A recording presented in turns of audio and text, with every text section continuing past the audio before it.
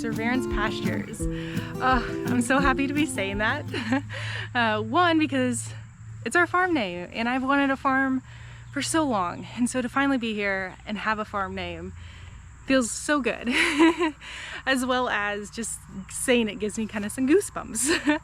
My name is Victoria Thomas, and I'm at our shed today doing some work.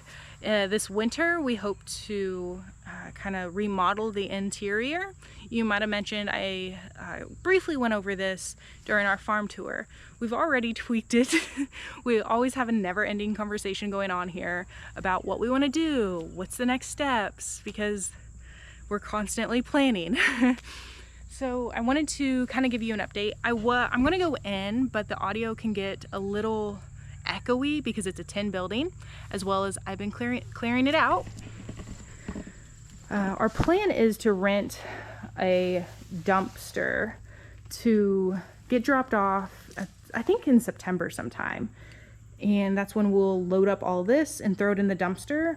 My plan was that this is something little I can do to make the big weekend of starting the remodel go smoother, because we're clearing it out, or I'm clearing this out, pulling things to the middle, going through. There's some things we're going to keep that we have found of value.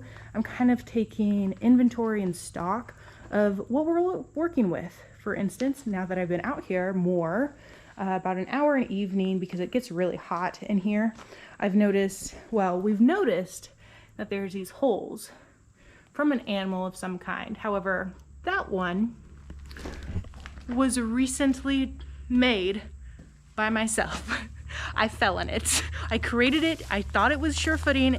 There was no hole there, but a tunnel clearly underneath. I stepped on it, went right through.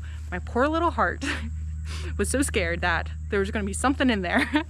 But I just laughed it off and it's fine. So far, I don't think there's been any animals in there, living in there for quite a while. It smells not recently habitated, I think. But yes. So also what I have done this past week is I came out and put a temperature gauge in here, which is cooling off. It's just around 85-ish degrees. I started doing that and coming out different times of the day at different temperatures to see how warm it gets. I haven't noticed at any point that it's been over 100 by too much, which is good, because you don't want your drying room to be too hot, because you don't want your herbs to get cooked necessarily. You want them to dry, not to be cooked and fried. And there is a good temperature median that you want, and so far I feel like we're getting that here, so that's really exciting news. What we're also doing, we've changed it from this whole half being a drying section to, we've decided to split it in half. Try not to step in a hole here. That we're gonna just do this stall. We're gonna clean it out, level it, address, I don't think you can see that with the lighting, but address all the holes and tunnels, and yeah, start building the drying room. I've measured it, and I've also measured the amount of shelves we're gonna have for drying. I think it's gonna be enough, room enough. Also, another good reason that I'm happy that I came out and started clearing this out, because we're also seeing but new items that we didn't know, because there was junk everywhere. And one of that is, as you can see, there is a gap between the inside and the outside. There is daylight coming in, which if you're housing animals, probably no big deal. In our situation where we're wanting to finish this off and completely remodel, it's kind of a big deal. So it's been good to see, as well as, like I mentioned, we have pulled a few things that are gonna have value for us. As I leave and try not to, once again, create another hole. I've probably fallen in this shed a good 9 times. I don't like admitting that, because you'd think after the second one, it'd be like, yeah, just avoid any holes. Well, I have, but there's tunnels and I fall through those tunnels. So that's stop number 1. Ooh. Whoa. Stop number 1, get that fixed. Stop number 2 is gonna be right here. I'm gonna call it stop 1.5 because something happened today and I'm very excited, which was our field got mowed, which means he is going to come back. The farmer that's leasing this property, or leasing our pastures, he's going to come back and bale it. It's very soon, and we will take back possession of the pastures. We haven't decided what exactly we're going to do next year with this front pasture. The back pasture, I want to get our orchard started right away, at least at some capacity, even if it's only 3 trees, as well as I've been thinking of an idea that I want to do back there where it'll be on me. And I won't share too many details yet because I don't know yet if it'll come to fruition, but I hope it does. We are now headed to stop 2.5, yeah, 2.5, where I'll show the next exciting progress we've made on our farm.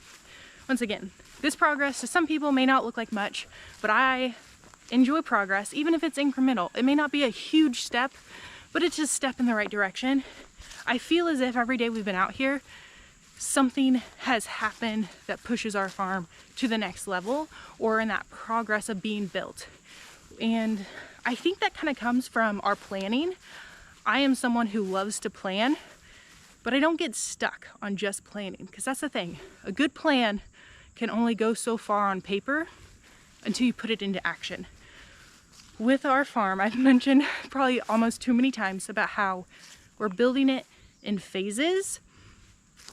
We're doing that for reasons. One, so we don't get overwhelmed, because we are overwhelmed with what we're doing. And with it, it makes it more bite-sized, where it makes it more attainable compared to just saying, we're gonna redo this shed this month and that's it. Like, that's the plan. Well, phase 1 of that, building that, should be cleaning it out, because you're gonna come across things that you didn't necessarily expect. Or it's like, hey, we want to build garden beds. However, we're missing a few items, but there's no rush on building said garden beds because they don't need to be ready until next spring. So let's keep an eye out for what we're gonna need, which, great segue, is what we did. My dad is who brought us the tin, and while cleaning out the shed, I came across enough 2x4s to do at least 2 of the beds. And last week, my husband sent me a listing for cedar boards, and at a great price. So we were like, this is it, let's do it. So that's what we did. We got our cedar boards. Oh, our shed smells so nice now. We got enough cedar boards to do, I believe, 5 beds. We went to buy enough boards for 4 beds. However, I had enough cash for 5. So when the guy asked, like, do you want any more? And Michael was about to say no. I was like, yeah, we'll take X amount more. And Michael looked at me like, why? And I was like, well, you know, darn, we got another bed for the garden. So Michael said that I need to remind him how to do math, because his math did not lead us to building 5 beds. It meant 4. Well, you know, my wife math equaled the number of 5 beds, so that's what we did. So yes, we have our boards, and now we have the items, so we're gonna build those. We're like, something we didn't think would happen until late September is gonna happen in August, and I think some of that's because like it was in our minds. We knew what pre-phases we need to do, which was gather the materials, and had September came, honestly, even this winter came, because it didn't need to be done until the spring. Had that came, we would have probably went and bought them and probably paid more, and that's okay. Sometimes you have to do that. But on things, if you don't need it done for 6 months, that gives you time to try to find something that will work and is a little cheaper or something. So, you know, having plans is a really good thing. Also, I believe in writing or talking your plans out. Even if you're talking to yourself, it's not a big deal. People do it all the time. And don't let anyone tell you otherwise. So if you have a plan, start talking it out with someone or with yourself, or even writing it out, because when your brain hears the plan as well as or reads the plan, it starts thinking of it differently compared to when you're only thinking of your plans internally.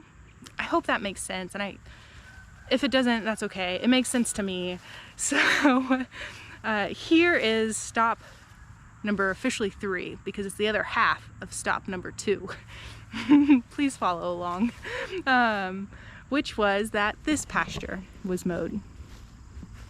Our commercial pasture is officially mowed. He will be baling it very soon, which has me very excited because this means we get to start on phase 1 of the commercial garden, which is getting in-ground beds installed or started, as well as, I'm going to walk this way and not fall down, as well as we're going to start working on our swale, which I guess the theme of this video, I thought it was just going to be an update, is about planning. Because I love planning, I love the logistics of planning, I'm all about it. And I'm also taking you down here to show hopefully you a better view of the slope. So I am standing on relatively flat ground right now, and the camera is being held stable enough, level enough, but you should see that there is that slope. So we will begin probably the swale in September because it will be cooler. Along with, now that it's done, I hope we can start baling, or not baling, goodness. I hope we can start reading and researching what we're gonna need, as well as I love swales, and I've read quite a bit about them. However, I'm reading things all the time and I don't want to forget anything, but I do. So refreshing my memory over the few weeks by going to the few books that I have that discusses them, along with different articles that I have, and I know I have a few videos on them. So kind of taking all that information in fresh, that way when it comes time to execute, starting to build that, it's not willy-nilly of me just basing it off of memory of something I read a year ago. It's basing it off of what I've refreshed on. Yeah, that's our update. We've got the shed getting cleaned out slowly but surely in hopes of restoring it or remodeling it this winter. We have cedar wood, that way we can build our beds this coming weekend or so, along with the pastures are mowed. Once they're baled and the bales are gone, we will start our swale. Yeah, I hope you enjoyed this little farm update. And see, right there, big hole just been falling in.